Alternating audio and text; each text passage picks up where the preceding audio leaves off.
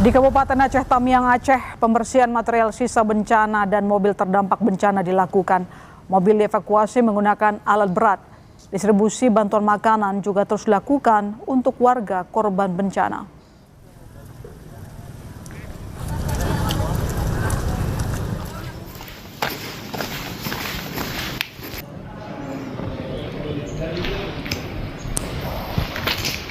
Pasca banjir, layanan rumah sakit di Aceh Tamiang lumpuh total. Salah satu fasilitas kesehatan yang rusak, yakni Rumah Sakit Umum Daerah Muda Sedia di Aceh Tamiang.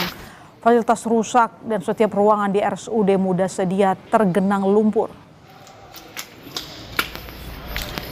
Soal kerusakan fasilitas kesehatan dan kebutuhan fasilitas kesehatan di Aceh Tamiang, Aceh, kita akan bahas bersama Direktur RSUD Muda Sedia, Andika Putra. Selamat petang, Dok. Pak Andika, selamat petang. Pak. Pak Andika, Selamat petang, Mbak.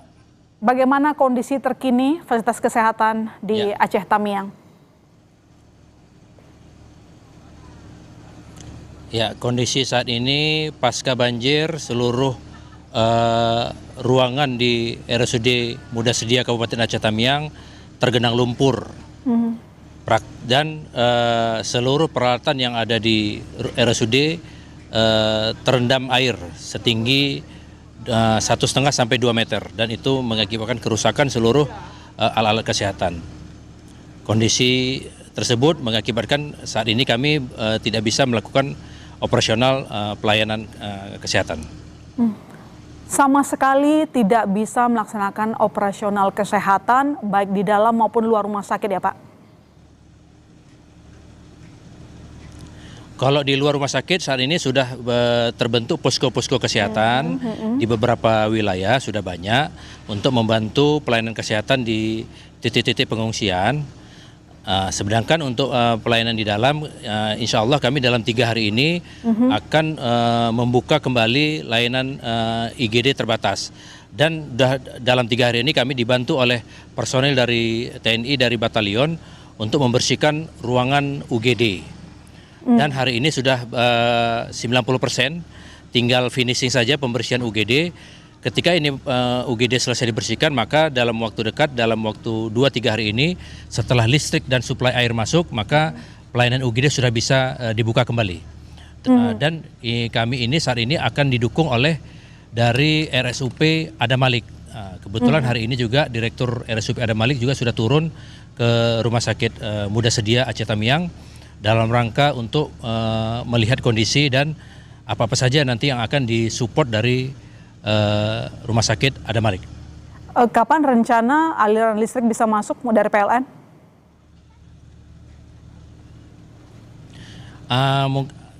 Listrik hari ini insya Allah sudah mulai masuk. Kalau air PDAM kami segera untuk terus melakukan koordinasi secara intensif. Kami berharap dalam 2-3 hari ini juga suplai air juga sudah tidak ada kendala. Dan kemudian selain pelayanan UGD juga yang menjadi prioritas dari Pak Menkes adalah pelayanan cuci darah, hemodialisa. Ini juga menjadi target utama untuk segera mengaktifkan pelayanan cuci darah. Karena mengingat di Aceh Tamiang sendiri ada sebanyak 47 pasien yang menjalani rutin cuci darah atau hemodialisa di RSUD Muda Sedia. Lantas bagaimana dengan peralatan rumah sakit, Pak? Mengingat terdampak banjir, tentu kalau mengatasi pasien butuh sejumlah peralatan, apakah rusak atau mungkin juga sudah ada bantuan lain yang akan segera masuk?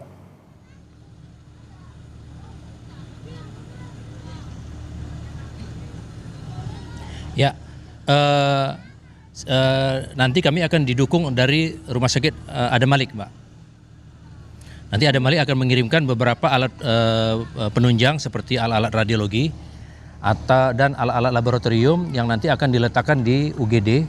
Kemudian nanti kebetulan memang ruangan UGD kami agak luas, sehingga nanti pasien-pasien yang butuh perawatan pun nanti sementara kami akan dirawat di areal sekitar UGD.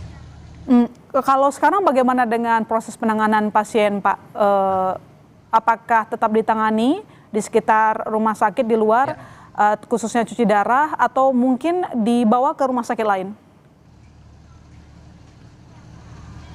Untuk pasien-pasien cuci darah, sebagian yang data yang sudah kami dapatkan itu sudah disebar ke beberapa rumah sakit di sekitar Kabupaten Aceh Tamiang. Ada yang ke Sumatera, ada yang ke Langsa, ada yang ke Aceh Timur.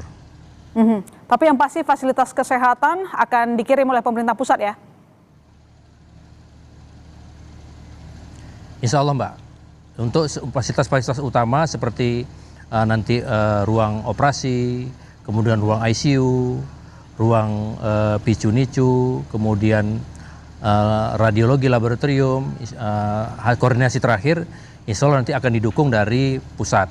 Nah, yang dalam jangka pendek ini akan ada dukungan dari Rumah Sakit Adam Malik yang mengirimkan alat-alat pendukung emergensi yang akan diletakkan di UGD.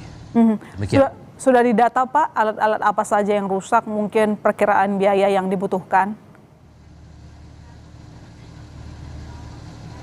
Ya, ini sedang kita data Mbak, memang cukup banyak. Kalau biaya tentu saja itu secara keseluruhan itu sangat besar ya, sangat besar.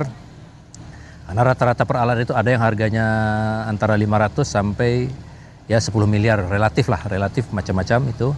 Jadi kemungkinan memang itu membutuhkan dana yang cukup besar. Pak, karena beberapa hari lagi nanti rumah sakit akan beroperasional, bagaimana dengan tenaga medis? Apakah cukup Pak? Apakah memang ada juga tenaga medis yang jadi korban? Tentu saja tenaga medis kami 90%-nya terdampak. Bahkan ada beberapa tenaga medis kami yang rumahnya juga sudah hilang tersapu arus. Jadi masih ada beberapa tenaga medis yang masih di pengungsian.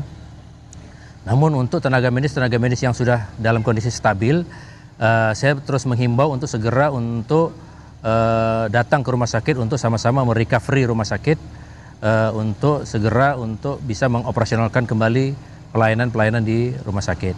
Di samping itu juga kami didukung dari relawan-relawan dari luar yang terus-menerus berdatangan sejak kemarin, Pak.